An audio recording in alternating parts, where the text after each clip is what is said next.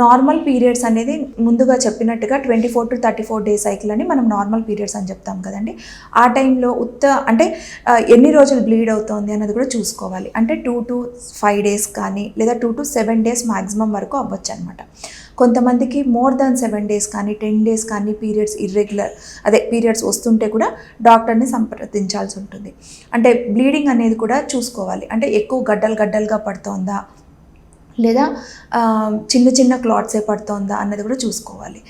More number of pods అంటే మొత్తం wet అయిపోయి almost more than 3 to 4 pads per day అట్లా ఉంటే కూడా దాన్ని కూడా మనము అబ్నార్మల్ పీరియడ్స్ కిందకి లెక్క వేసుకొని డాక్టర్ దగ్గరికి కలవాల్సి ఉంటుంది. సో ఇర్రెగ్యులర్ పీరియడ్స్ కానీ ఈ అబ్నార్మల్ పీరియడ్స్ అనే దానికి చాలా మటుకు కారణాలు